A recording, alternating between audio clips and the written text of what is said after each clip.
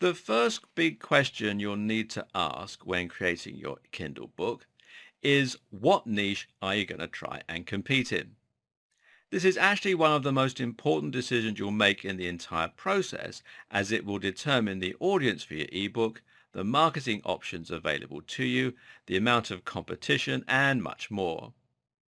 If you don't choose your niche carefully, then you'll end up making a lot more work for yourself when it comes to promotion. And in the worst case scenario, you may even limit the size of your potential audience to such an extent that it's hard to make much money at all. Now, let's look at how you can ensure you get this bit right. If you have aspirations to be the next J.K. Rowling, then you might be tempted to make your book a fiction book. This, of course, is up to you, but you should know that you've just made your life a lot harder. You can market your book yourself, and we'll look at how to do this later on. But in the meantime, if your main aim is to make money, then you want it to be possible for people to find your book without having heard of it before. If your book is about gardening, then you can call it Gardening in Winter. There's now a very small chance that someone might just search for that exact phrase, not even knowing that your book exists, and find your title to download. But on the other hand, if your book is about wizards and it's called The Majestic Journey of Mr. Darkshadow, then people aren't likely to search for that title unless they happen to know about your book and they've read lots of good reviews. There are ways you can get round this, but it's not going to be as easy to get discovered. So making your book something that will get searched for is a good idea. And at the same time, if you can set out to solve a very specific problem, then this is something that will really help you to market yourself and sell your book. This is why non-fiction books tend to work very well, and especially those which solve a simple problem that a specific type of person is looking for. Think about the problem you're going to solve and think about the key phrase your book is automatically going to lend itself to. Will people search for the title of your book? Will they search for related phrases? But now you have another question. Do you aim for a large audience or a smaller one? Do you create a book that's going to be a small fish in a big pond? Or do you go where there will be much less competition? Case in point. You can either create a book about fitness or you can create a book about curling, the sport that involves sweeping ice. The fitness book is going to have a massive potential audience, and in theory, this means that you can sell to a much bigger number of people and make a lot more profit.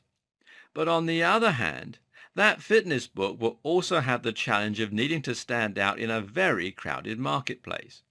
In other words, there are going to be hundreds of other ebooks competing with you to make it to the top, and your chances of standing out are going to be quite slim.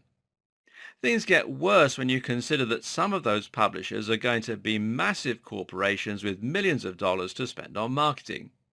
You'll be competing with best-selling authors in the niche like Tim Ferriss, Arnold Schwarzenegger, and Pavel Tatsalin.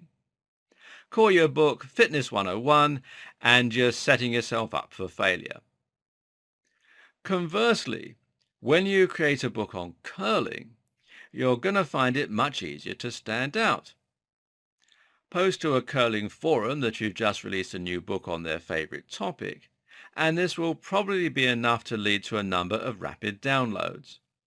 People will be excited that there's new content on their favorite subject because it's a subject that rarely gets tackled.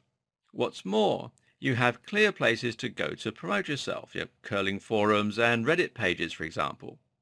There's much less content here, so posting will get you noticed. You can probably get coverage in magazines even, because the niche is so much smaller and there's less news to report. Try and get coverage by Men's Health, however, and you'll be competing with thousands and thousands of other emails. You can pay for Google AdWords in the curling niche and get lots of clicks for a relatively low price because the cost per click is calculated using a bidding process. And even if you do absolutely no marketing and no optimization, your book will probably be on the first few pages of the Kindle store automatically when someone searches. Why? Because there are probably only a few pages worth of content. But that's not to say that curling is the perfect niche.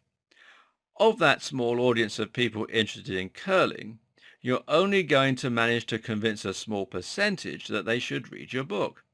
As a result, once you saturate that market, you may well end up with no one left to sell to. Another problem with the curling niche is that you're not going to change people's lives. You might be wondering why that would matter, but think of it this way. The reason that most internet marketers choose niches like make money online, fitness and dating is because those niches very genuinely could change someone's life. Being in better shape and feeling more confident as a result, having less body fat, being more successful with the opposite sex and earning more money, these are all things that are highly motivating. These are universal goals that almost all of us can, at least appreciate, and that makes your book much easier to sell. Better yet, if your book promises to make someone money, then in theory that expense could be an investment. That way, people will happily spend the money because they're going to be more likely to think that they can make it back. This in turn means they don't see any downside of spending the money on your book. Choose curling and you won't have this kind of life-changing power unless your book happens to be aimed at people who plan on making this their career. While people might still be happy to pay $5 for a book about curling on a whim, you won't be able to charge as much as you could for a book that offered to make them rich and attractive, or one they need to advance their career and fulfill their dreams. The key then is to try and choose a niche that will offer all the benefits of a big category without being so incredibly difficult to stand out and gain traction in. One way you might think about this is to go big but not too big. A perfect example of this is to choose an industry or career, and ideally you want something that you know a bit about. A perfect example of this comes from someone I once knew who wrote a book on stage lighting. Now, stage lighting is a niche that 99.99% of the population would have absolutely no interest in. However, that remaining 0.01% of people would actually benefit greatly from some kind of book to help them further their career. That guy managed to get his book mentioned in an industry magazine and on some websites, and it quickly became the #1 book in that category. The result? He was making hundreds of dollars a month, and this was on top of his regular salary, and it was a very nice little sum of cash. Likewise, you might work in a different career that you happen to know a bit about. Or perhaps you can use your internet marketing skills and hone them in on one specific career or subject. For example, how about teaching a counselor how to set up their own website and promote it online? Or how about doing the exact same thing for personal trainers, for people who want to sell homemade jewelry on Etsy, for people who want a career in photography? You get the picture. You should, of course, research the niche that you intend to go into as well. Don't dive straight in assuming that there won't be that much competition, as this can be a big mistake. Instead, make sure to actually do a few searches and to find out for certain whether or not there are lots of other books out there. Likewise, do some research as to the other routes to market that you can use to promote yourself. Another tip is to think about the contacts and opportunities that you already have available to you. Almost all of us know people in some kind of important position, and almost all of us have got some useful contacts or experience. In other words, if you happen to have been a #1 trader for a big firm, then that gives you a lot of reason to write a book about trading. Not only are you going to have lots of useful information to bring to the subject, writing what you know about is always a good idea, but you're also going to have contacts within your previous organization, you're going to have contacts with relevant industry magazines and so on that you can use. Likewise, if you just so happen to be best friends with the editor of Gardening Monthly, then that's a very good reason to consider making a book about gardening. Another option is to approach a large niche, but to find your own corner of that niche and your own way to make it your own. A great example of this would be to write a book about stretching. This is a fitness topic broadly, but it's also a topic that is a lot more specific than that.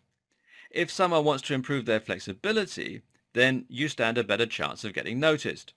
Or how about a subcategory of fitness? That might mean Metcon, which is metabolic conditioning, HIIT, high intensity interval training, the paleo diet, although there's a lot on this topic, or power building. This is a combined form of bodybuilding and powerlifting. You could also look at a particular training appliance. For example, you could write the guide to the chest press for when people buy new machines to use at home. This is a particularly good option, and you can also write guides to other products. For example, what about a guide to using kitchen knives rather than a generic book on cooking? This way you could even speak to sellers of particular knife products and see if they might recommend your book to their buyers if you do likewise. In fact, you could even recommend it yourself in a review of their product. Instead of writing about martial arts in general, how about writing about a specific martial art? Better yet is if you can land on something that is up and coming. Find a movement that's emerging online and be the first to write about it, and your book will be ready for when people get really interested in that subject in their masses. This once again goes hand in hand with products. For example, how about writing a guide to using the latest iPhone model the moment it comes out? Or how about writing a guide to those hoverboards? You can be the first to what is likely to be a big niche, and in this way, and at that point, it becomes a little like market speculation. Or how about choosing a particular audience within a much larger niche? So instead of writing a fitness book aimed at everyone who wants to get fit, in other words, everybody, you could write a fitness book aimed at the elderly, the diabetic, or even people who travel a lot. In all these ways, you're finding niches that have a broad, universal appeal, but also might be easier to rank in for the search results.